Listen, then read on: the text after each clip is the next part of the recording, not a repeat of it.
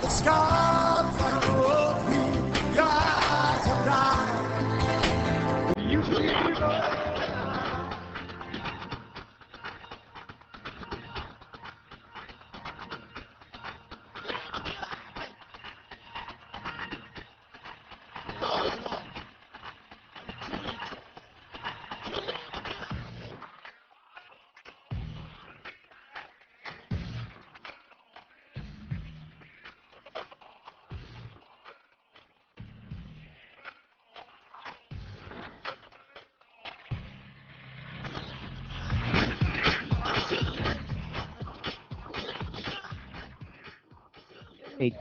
Good morning. This is, good afternoon. This is WASA Distance Education.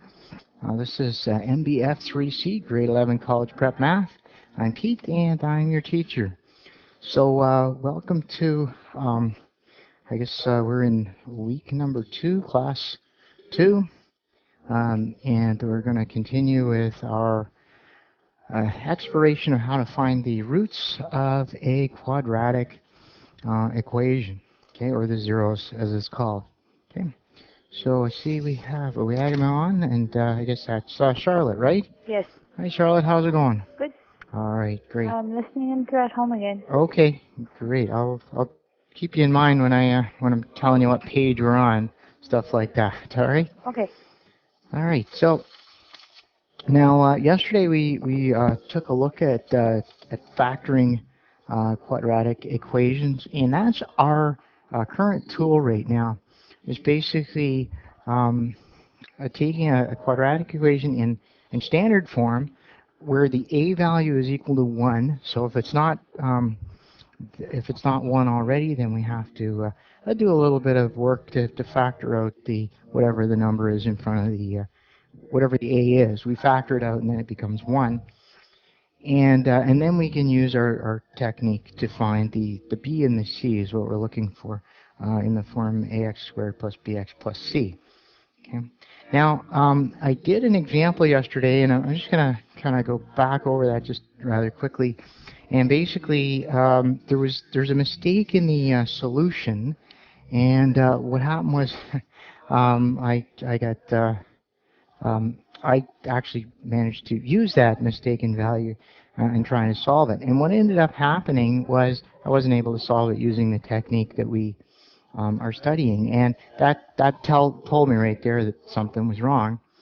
Now, if you keep taking these classes and keep looking at quadratic equations, then eventually you'll get a few more tools, and then you'll be able to solve a lot more of these types of problems. Okay. Now, we're on lesson 3, which should be on page, let's take a look, page 20 of your unit 1. Okay. All right. Oops. All right. Well, let me just kind of find, let's see here. Okay, lesson 1. Well, we got to go a little bit further here. Okay, lesson 2. I'm getting there. Okay. Oh, that looks good right there, I think. Is that lesson 3? Yeah, lesson 3. Okay. So there's 2 parts to this lesson, and we looked at the first part where we want to find the zeros or the roots, and that is the location. We're on page 20. Yeah. So the location where the parabola crosses the x-axis. Now, this squared here, say x squared, as soon as you see that, you know that the quadratic equation has at least 2 roots. That's what the squared tells you. Okay, at least, or sorry, a maximum of 2 roots. Okay, it may only have 1, but it'll have no more than 2. Okay, so just something that you'll learn a little bit more about if you, again, if you take the grade 12 version of this, or if you take some of this in college. Okay, so it is very useful to know, where the zeros are, and if we know the a, whether it's positive or negative, whether the parabola opens up or down, then we actually have enough information to very quickly sketch it. And usually that's what we're looking for. Just a quick idea of what it looks like. Now, in example 1, we were interested to know when the quadratic crosses the x-axis, which means that the y value is going to be 0. But we don't have to do it that way. We can actually find for any y value. Okay, and that was the setup in example 3. Okay. Now, example 2, which is just at the bottom of page 20, they actually gave you a quadratic equation in a bit of a non-standard form because the c value was missing, right? But because there were common factors in both of the terms, we were able to factor those out. We were able to factor a 3n out of both of the terms, and then we just set each of those to 0 to find the solution. So that was a bit of a non-standard way to do it, which is, we're studying the way to solve it using that factoring method. But this is another way of factoring when we don't have the c to get in our way, right? It's a little more direct. Okay. So, and then the big example on page 3, where we were actually using, it was a practical example of somebody dropping a rock off a cliff. And I don't know why they have a picture of the CN Tower in there. I'm pretty sure it's not 95 meters high. And besides, it's a cliff. Anyway. So this is on page 21. So it says a rock is thrown straight down from a building. Okay, straight down. So I may have not even. Oh, okay. I think I've got that. Yeah, straight down. So if I, from what I had yesterday, I'm basically gonna go kind of. So it looks like a bit of a parabola, but not much. And then they want to know how long it takes the rock to reach a ledge 25 meters from the base of the building. And that's where the mistake was that then the solution goes on to use 20. It sets h to 20 rather than 25. And you end up with, if you use the 20 instead of 25, you end up with some a rather awkward set of values for the two zeros, and you can't solve them. They're not whole numbers, basically, is what it comes down to. Okay, so the technique we have doesn't work. There's lots of techniques, and if you had to do this for your job, you go and do your college program, whatever you're going to do, veterinary assistant, or some business or something like that, they will give you some software. Chances are they'll give you some software to solve this sort of thing. Okay, and a lot of calculators have that function built into it. You just plug in the A, B, and the C, you press a button, and it tells you what the roots are. Okay. So there we go. And then the other thing to know about this example 3 is that in general we're going to end up with 2 roots. And when we're dealing with real-world situations, and t is basically the same as our x value, that's our horizontal value. Generally speaking, if if t is our answer, we're going to end up with a positive and negative t, right? And we're just going to ignore the negative t value because it just doesn't fit the physical situation. Right now, what we're dealing with is a mathematical model, right, of a real world situation. So when the mathematical model pops out one answer which seems valid, t equals 2 seconds, and another answer which is not valid, t is negative 7 seconds, unless you're in one of the Back to the Future movies, it's not valid. So then we just throw away the invalid one. Okay. Now I'm going to say that there's another bit of a mistake here. In some ways in the solution, in that they don't indicate that this is 2 seconds. T equals 2 seconds, t equals negative 7 seconds. It's really important to put down the units, especially in your final answer, okay? Because really what we're doing is measuring things. Okay. And we want to make sure that we have the right units, because t equals 2 doesn't really say anything. Right, and it can cause a lot of problems. You're in a veterinary clinic, and you're given some fluids to a patient in a clinic, and is it 2 liters? Is it 2 milliliters? Is it 2 grams? You got to be accurate to make sure that things come out right. Okay, so get in the habit of always, if you see a number in a solution, ask yourself, does this thing have units? Most of the time, it will. Okay. So there are the support questions on the bottom of page 21. So you can actually practice on those. I think one of the issues for a 1A, well, issue, it's just that there's no A's to work on. So these are pretty straightforward. You just find the roots. But now for 2, question 2 is kind of interesting because now they're giving it to you in a bit of a non-standard way, aren't they? So maybe we could take a look at some of the more interesting ones for support question 2. Let's take a look at 2C.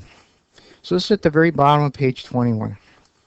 And 2C, it says the directions say solve each equation. So when they say solve, they mean find values where find the n values or the variable values when it makes the equation equal to 0. Okay, that's what they mean by solve in this case. So I'm going to start a new page on the whiteboard. You can just keep looking at the bottom of page 21 here. So this is support question 2, and it's going to be 2C, part C. Okay, so the question is n squared equals 2n plus 48. Okay, so what we're being asked to do is solve this when the equation's equal to 0. Well, right now the equation's not equal to 0, right? So what we're going to have to do is we're going to have to get rid of this n squared on the left hand side here. Okay, now there's a couple ways you can look at this. It's the normal algebra thing. Okay, the normal algebra thing is just to move it across the equal sign and change its sign. Okay, but in this case, you maybe not real sure what are you going to put there, right? Instead of the n squared, because there's nothing left if you move the n squared. And the way to think about this then is to keep in mind what we're doing. When we move the n squared across the equal sign, what we're really doing is subtracting n squared from both sides. Okay, that's really what we're doing. So if we think about it that way, n squared minus n squared is 0. Okay, and then we have minus n squared plus 2n plus 48. Okay, so we've moved the n squared across equal sign, changed its sign. That's the practical way that we solve these algebra problems, but in real terms, what we were really doing here, I'll just do it on this other side here, it's n squared minus n squared equals 2n plus 48 minus n squared. So we subtracted n squared from both sides. According to the rules of algebra, it's perfectly fine. It's like taking 1 kilogram from each side of a balance beam scale. We haven't changed the situation at all. Okay, but then when we simplify this, we end up with 0, and then we're going to on the right-hand side, remember that we write when we're simplifying things, and after we've combined like terms, we want to write it in order from the highest exponent to the lowest. All right, let's see if I can get this. Sorry, I have a little problem with my pen here. Nope, still doing it. No, still doing it. I don't know. Let's try it again. Still having a problem with my pen. Ah, there we go. N squared. Okay, so n squared my plus 2n plus 48. And there's an example where the 2n doesn't have a plus sign in front of it, but we know that it's positive because if it wasn't, it would have a negative sign. And as I mentioned yesterday, there's a lot of these things that we just kind of leave. If there's an exponent of 1, we leave it. If something is positive at the beginning of an expression, we don't put the plus sign there. We don't put a whole number like a 2 or a 48 is actually a fraction over 1. We don't write the 1. So there are a lot of these things that we just kind of leave. But it is helpful to kind of pull them out every once in a while and to use that idea to help us solve a certain problem. Okay. So now that we've got this, we have the 0 on the left-hand side. We'll go back to the left-hand side here. So we have 0 equals negative n squared plus 2n plus 48. Now we still have a problem. Okay, and our problem is that our method of factoring will only work if the a value, if the coefficient, the number in front of the n squared, is 1. and it's not 1, it's -1. Okay, so that's really important to sort of keep in mind. -1 right there. We still have to factor out a -1. So let's try it.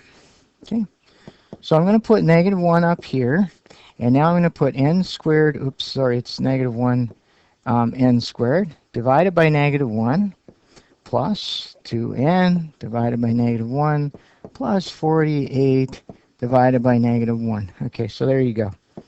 Now we can rewrite this. I have -1. Now what it's going to do is it's going to cancel on the n squared, so we're just going to end up with n squared. Negative 2n divided by -1. If you divide 2 by -1 on your calculator, you'll find out that you'll get -2. So 2n divided by -1 gives us -2n. You'll notice that all we've done is flip the sign around. Okay, and this identical thing happens when we divide 48, positive 48 by -1. We end up with -48. Okay, so there you go. Now, you know, if I wanted to get really, really all I need to know is what the zeros are. And that -1 doesn't really do anything, because if I divided both sides of this by -1, then I'd have on the left hand side 0 divided by -1, which is 0, and on the right hand side I have -1 divided by -1, which is 1. So I'd make that -1 go away. But I don't really need to do that. All I really need to do is find out my my zeros. So what I really want to do then is I want to find two numbers that multiply together to give me 48. So for example, 1 and 48, 6 and 8, and that add together to give me -2. Now as soon as you write down 6 and 8, I see that there's a gap of 2 there, and that gives me some encouragement that I'm on the right track. You see? Because 6 times 8 is 48, so I need one of them to be negative, one of them to be positive, and I need to get -2 out of that situation. All right, well, what if we had -8 and 6? Because -8 plus 6 is -2, and -8 times 6 is -48. There you go, right? So now I can work out the roots of this thing. It's going to be n minus 8 and n plus 6. Okay. So what we've done is we factored the n squared minus 2n minus 48. Now, if I wanted to get really, you know, if I wanted to continue with the equation above, I could bring the -1 down, but it doesn't matter. All we're looking at now is the root. We're just looking for the two roots. So I'm just going to extend my page a little bit here, if you're following along. And let's just check the, okay. So, and I see Alex is on there. Hello, how's it going? Okay. Okay, and I got a Jim Sapay on there. I don't know who that is. So if you're logged in and you see that your username is Jim Sapay, maybe just send me a little note so I can check you off on my list. So so we're doing support question 2, part C, and I have it down to n minus 8 times n plus 6. And now I'm just going to set n minus 8 equals 0 and n plus 6 equals 0, because all I want to do is solve those individual binomials for 0. Because if either of them is 0, then our whole quadratic equation is going to have a value of 0. So in the one that's n minus 8, we just move the 8 across the equal sign. We have n plus 8. And for the one that says n plus 6, we move the plus 6 over, and it becomes -6. So our roots are 8, n equals 8, and n equals 6. Okay, so that would be the solution for that. Now, if you wanted to see how you did with that, you can look at the back here. Let's just go back to the, just gonna, whoops, okay, that wasn't what I wanted to do. All right. Okay, we just scroll forward a little bit, and we'll find near the end here, oops, no, that's not it. There should be a list of, right at the very end of the unit. There we go. So a list of the support question answers. So we're in lesson 3, so we'll just keep going here. Okay. And, all right. Just got to keep. So it's some things are actually easier with paper. I think flipping through a book might be one of them. Let's see. Let's see if I can find the. Okay, oh, that's lesson 4, so we kind of overshot that. This must be lesson 3 that I'm looking at right here. Let's just. There it is, lesson 3. So it was support question 2, part C. Okay, there it is. So n minus 6 and n 8 right there. And it actually shows you how we did it too. You'll notice here that they just factored out the -1 just without even doing anything. They just divided both sides by -1 is what they did after they moved the n squared over. So that's you'll see why I wasn't really worried about that -1, because it doesn't impact the final solution. Okay. Okay. Now let's see if I can find my. I gotta find my place again in the lesson here. Is that it? Okay. And okay, well I think we're getting pretty close to where we were. Okay, yeah. So -8 and 6. So those are the two, 8 and 6. We'll have to have a look, see if I should have things correct here. I want to make sure I don't leave this without.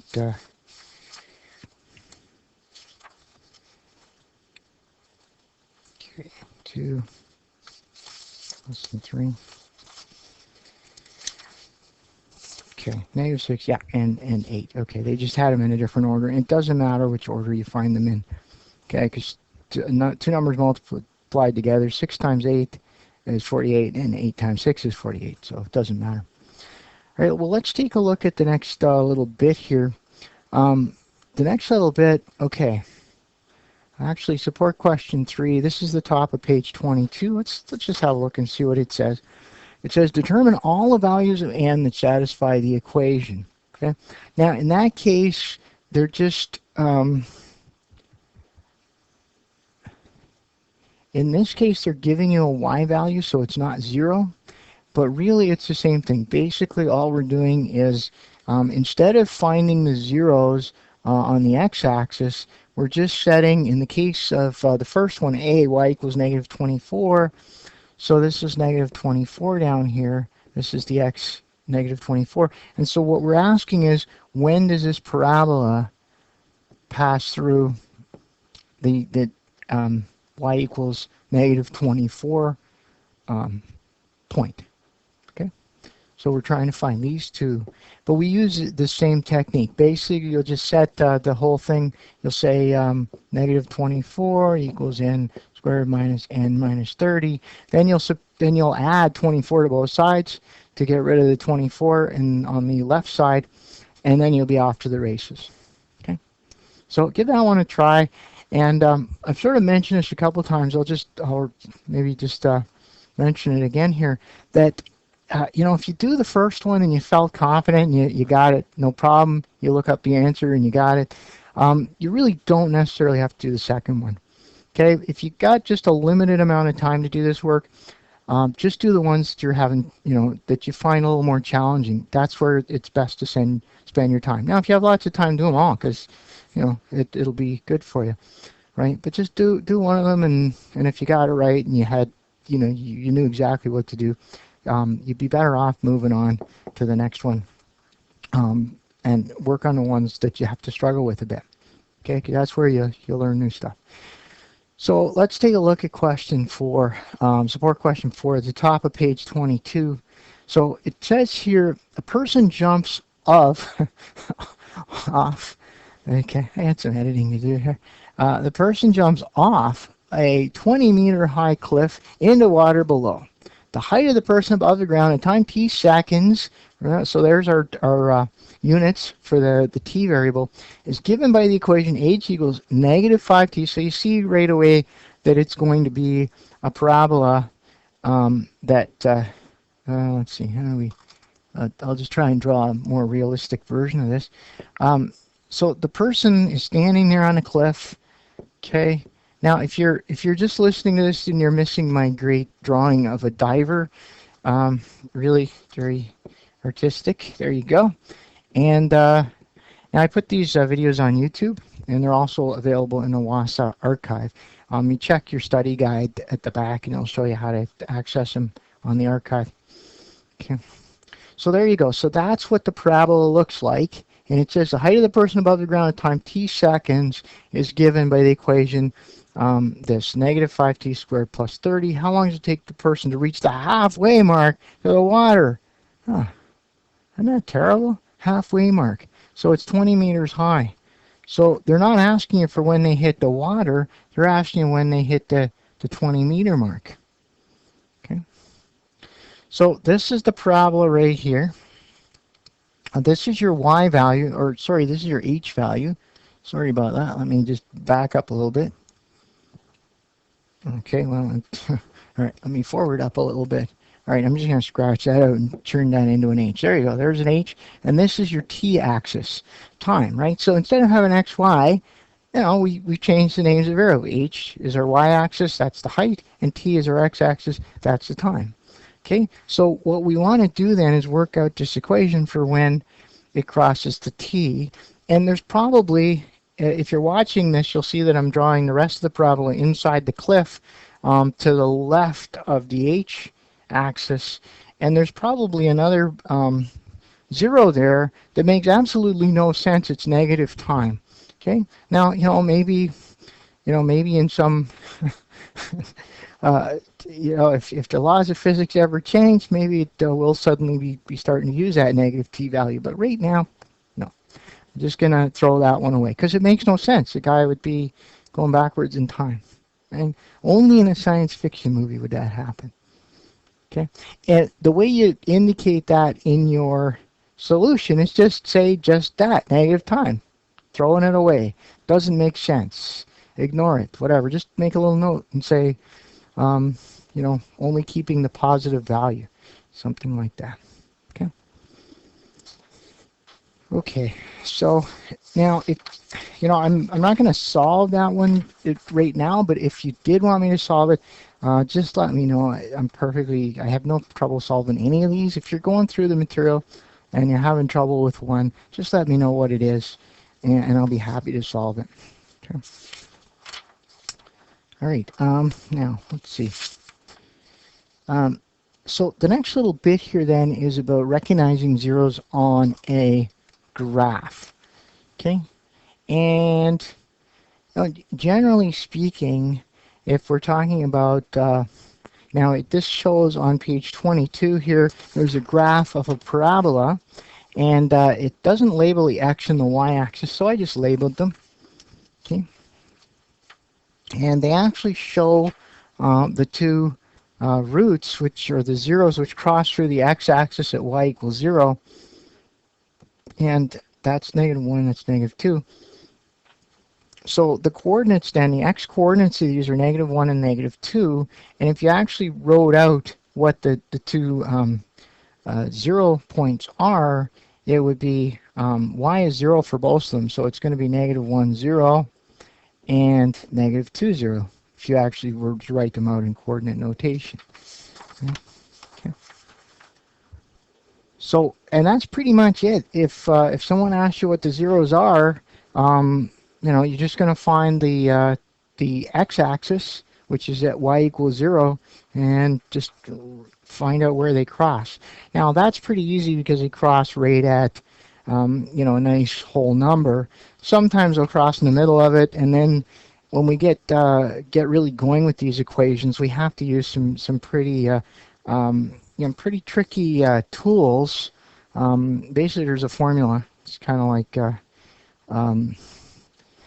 there's a formula that you can use to solve it for any zero doesn't necessarily have to be a whole number, but it's a little harder to use. So we try and, if we're using whole numbers, it's a lot easier. Okay. So for question 5, you're being asked, I'm pretty sure they want you to look at these equations and then find the corresponding graph. Okay. Now, unfortunately, those equations are written in standard form, which means that the only way you can figure out which graph is which is to factor them. Okay. So, okay, it actually says it. It says for each quadratic function, for each of the quadratic functions given below, find the zeros. Oh, okay. Well, then, there we go. Finding the zeros. Okay. Now, in a 4-step problem-solving model, which is one of the things we're going to be learning about in the class, there's 4 steps. The first step is understanding a problem. So it's very useful to actually read the question, underline what they ask you to do, or underline the relevant information. Okay? Because just looking at the problem, I might not be able to, like just looking at it without reading it, it might seem like I'm supposed to do one thing, but if you read it, it might make it clear. Okay. So that's the first step. The second step then is to come up with a plan for how you're going to meet the requirement. So it says find the zeros and then state which graph it matches below. Well, the plan in this case is pretty straightforward. We'll just factor the equations the way we've been doing it. Okay. Step 3 is implementing the plan. So that's what we're gonna do now. And then step 4, just so you know, is to look back and see, make sure that your answer makes sense, basically. So for example, if you got some factors that don't match any of the graphs, then you'd probably want to go back and double check here. Okay. So let's grab one of these to factor, and this one looks kind of interesting. C. So I'll factor that one. Now I don't really have a lot of room here, so I'm going to make myself a new page down below, and you can follow along on the top of page 23. Okay, so this is support question 5, part C, and there we go. So what I was saying is that if you don't have enough room, don't try and jam things in there. It's going to be really hard to follow your solution, and you don't have to write out the whole question. So in this case, I didn't write out the instructions or anything like that. I just wrote out the equation just for my own, to work on it myself. Okay. So now we need to factor this. So let's figure this out, because we need 2 numbers that multiply together to give us -2, and then we got a little bit of a problem because we don't know what that number is in front of the x. Well, we do, right? There is no number in front of the x, so we're just going to stick a 1 in there. We know it's -1x. When it says -x, they just don't show the 1. Okay. So now we need 2 numbers that multiply together to give us -2. So for example, 1 and -2, and then add together to give us -1. Well, this is nice because 1 and 2 have a gap of just 1 between them. So those are probably the numbers. So 1 minus 2, that gives us -1. Oh, okay. Okay, sometimes you get lucky right off the top here. I think that those are the 2 numbers. Just sort of randomly picked. I knew that 1 and 2 was going to be it, but it's kind of hard to know right away whether it's -1 and +2. So I'm pretty sure that's what we got. Let's try it. Yeah. So now we're just going to write our 2 factors. We're going to go x plus 1 and x minus 2. Okay. Okay. Sorry, for those of you that are listening on the radio, you missed something kind of funny here. I said one thing and wrote something completely different. X minus 2. There you go. Okay. So now I'm going to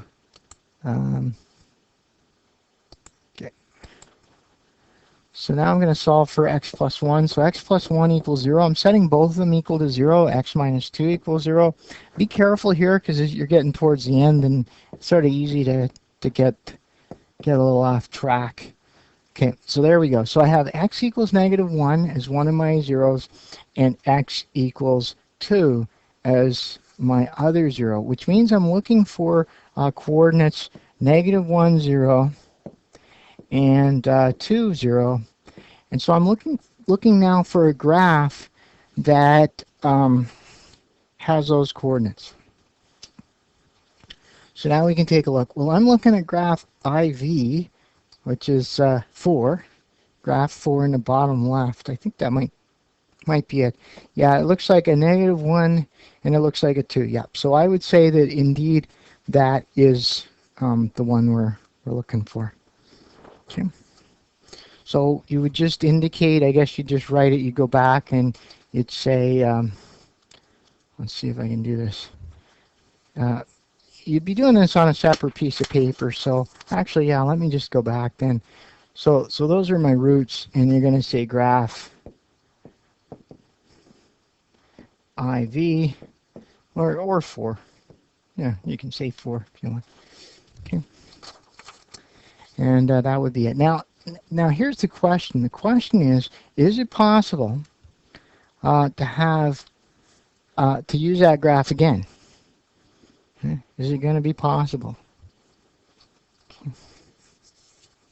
Okay, so just think about that. Is it possible that another one of those equations is going to have the same roots? Okay.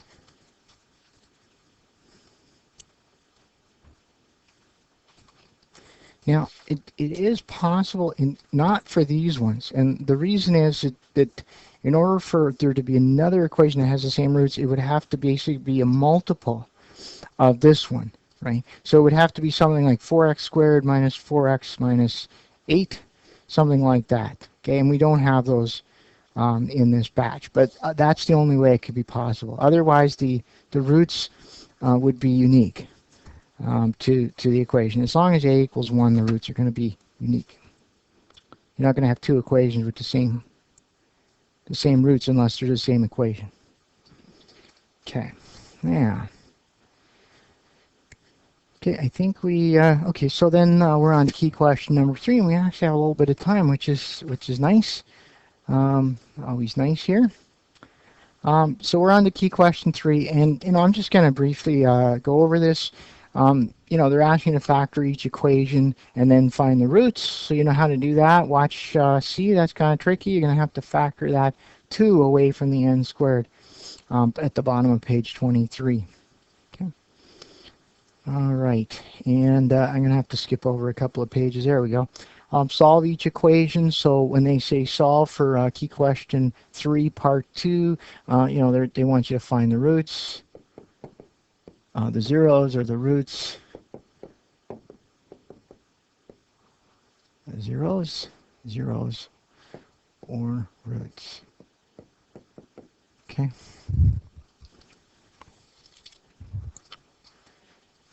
It's called either thing. Okay. And then for question 3, determine all the values that satisfy the equation. So that's the same as support question 3. So if you had any problem with that, you could go back and look at what you did for that support question. Here we go. A model rocket for question 4 shot straight up from the roof of a school. So from the roof of a school. So kind of watch that, eh? You're on the school, but then they want to know when it hits the ground. Pretty sure it's the ground here. So yeah, draw yourself a little sketch to kind of show the situation there. Really, when you get these word problems, if you get it right and there's no sketch, I'll give you full marks, but chances are it really needs a sketch. You should get used to drawing a little sketch to kind of help you understand what's going on. And as far as it goes, if you had some problems with the question, but there's a sketch there, if I can sort of see where your thinking went, it helps me give you maybe some more marks than you would get otherwise. Because if you get it wrong and there's no sketch, it's kind of hard to know how much of it you got right. Okay, but if there's a sketch, then I can at least see if you understood the situation and you got off to the right start. Okay, so bottom line, draw a sketch. And there you go, question 5, we're doing the same thing we just did. We're finding the zeros and then we're matching the graph. Okay. Okay, well that was it for lesson 3. So we're picking up steam here, as you'll be able to tell. We'll get started on lesson 4, which is a little bit of a change of pace. And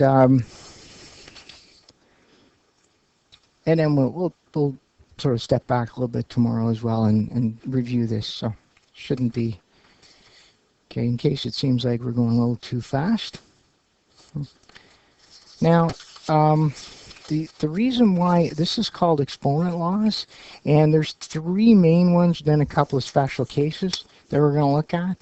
I strongly recommend you make sure that you understand this fully before you go on, because we're going to be using this quite a bit, and it's really important to understand this. The laws themselves are pretty straightforward, but implementing them and using them can be pretty tricky. Okay. Now, the first thing is that when we're talking about a number with an exponent, let's talk about this. Let's say I have a 2 to the exponent 5, or 2 to the power 5. Okay. Now, we actually have names for these. When I have a number to the power 5, the number that we're taking the power of is called the base. Okay. And the exponent is called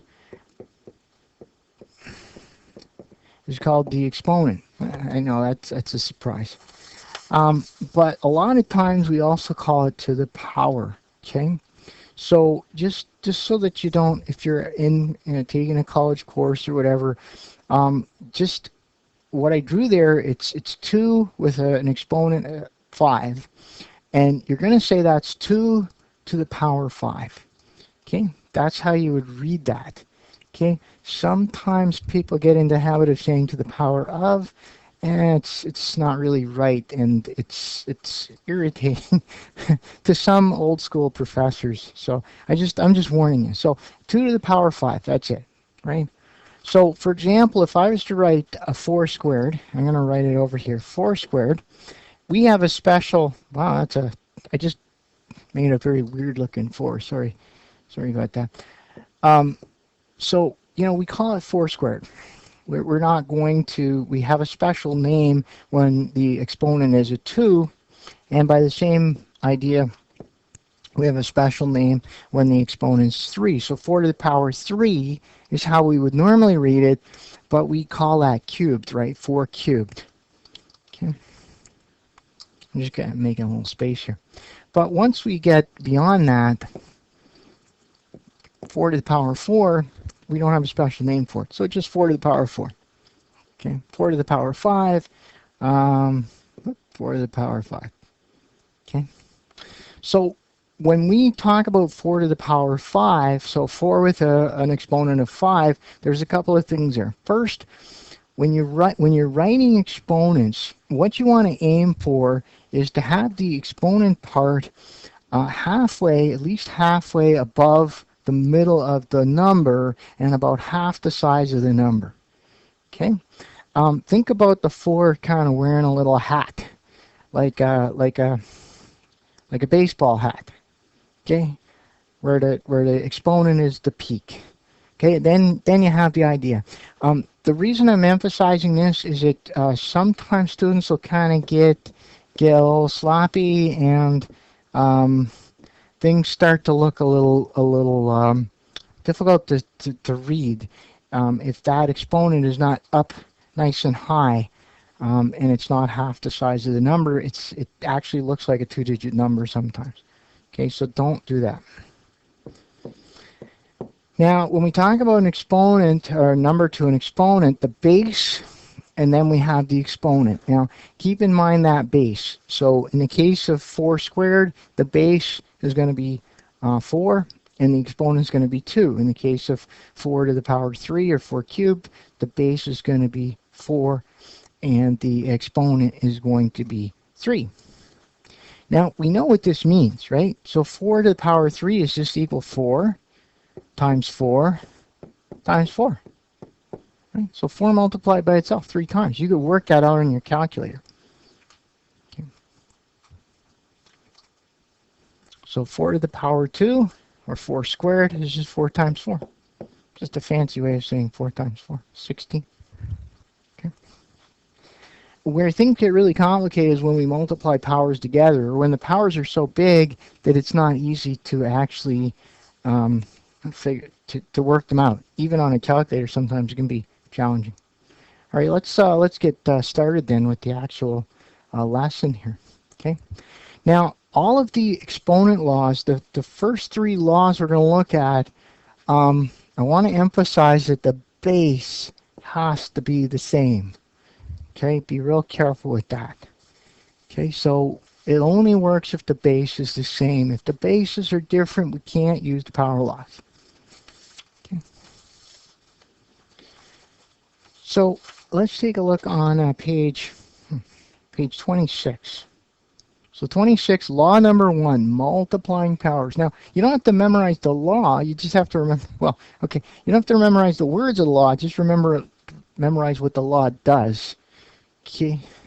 When multiplying variables with the same base, we add the exponents together. Now, when they say variables, in other words, this applies to x's and y's as much as it applies to constants like 5, right, or negative 3.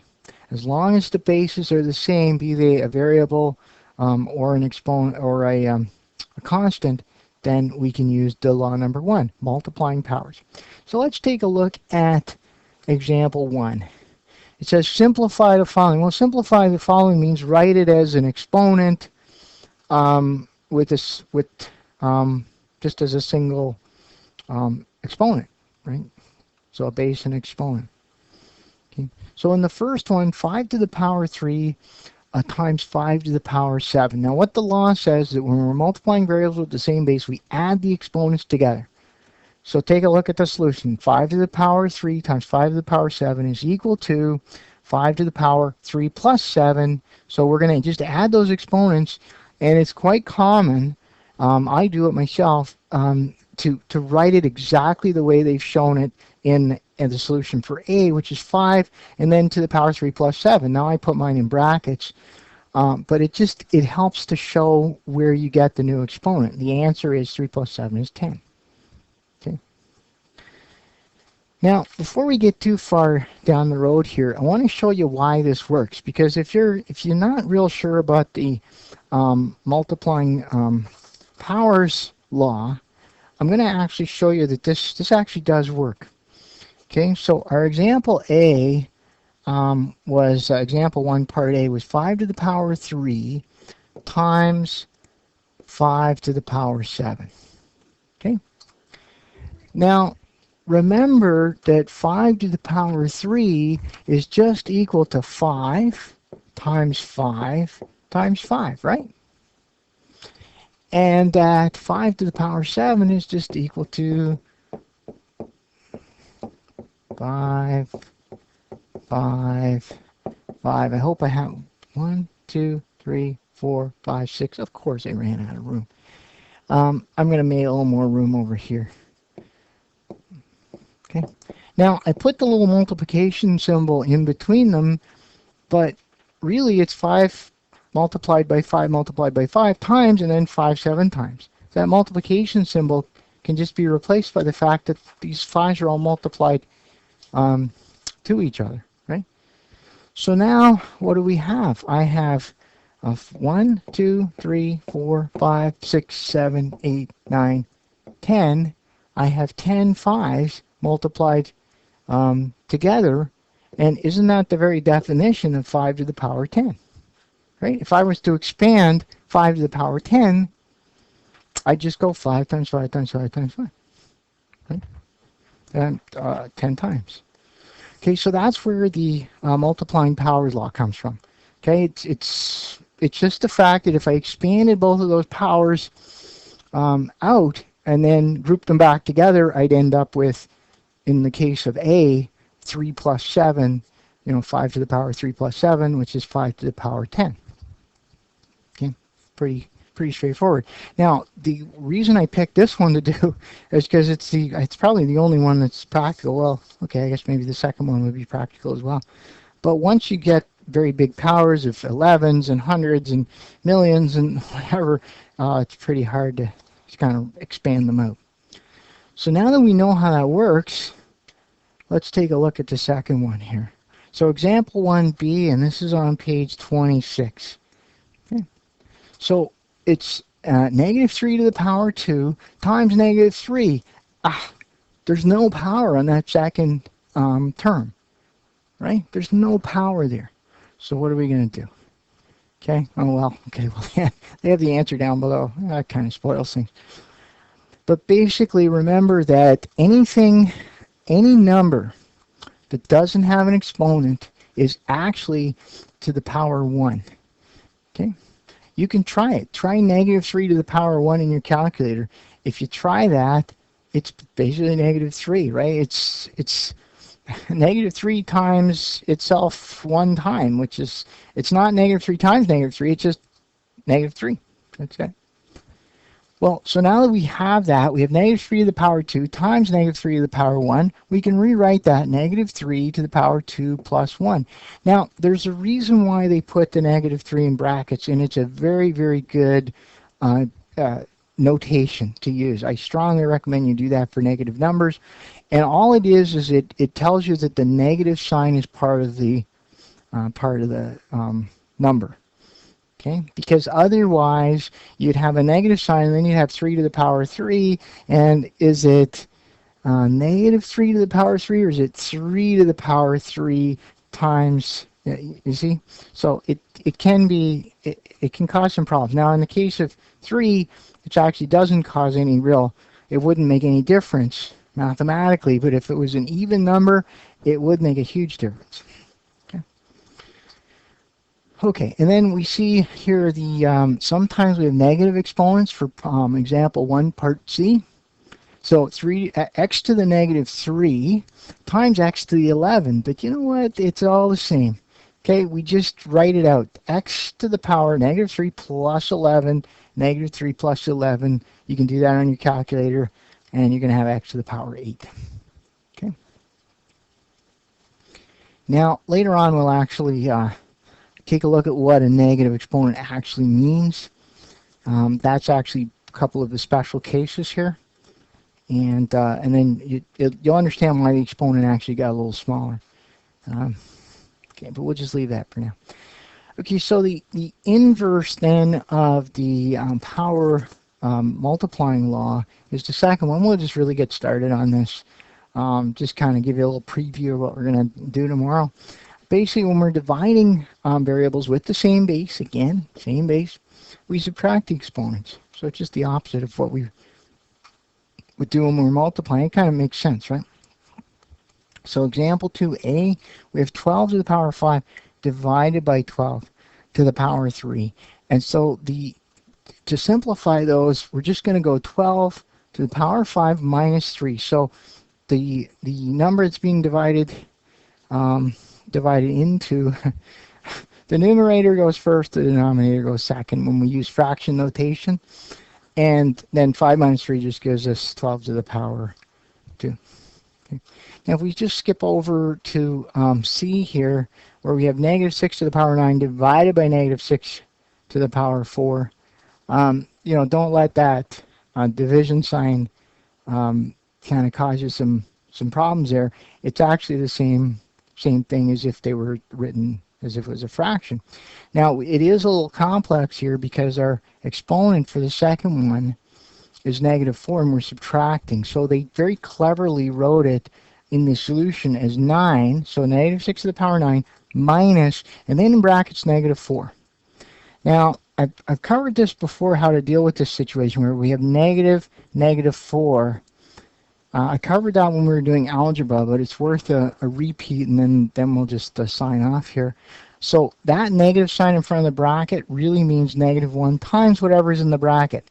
Well, I have a negative times a negative gives us a positive. 1 times 4 is 4. So that whole thing evaluates to 4, which means that if I was writing this, I'd put another line in there, negative 6 to the power 9 plus 4.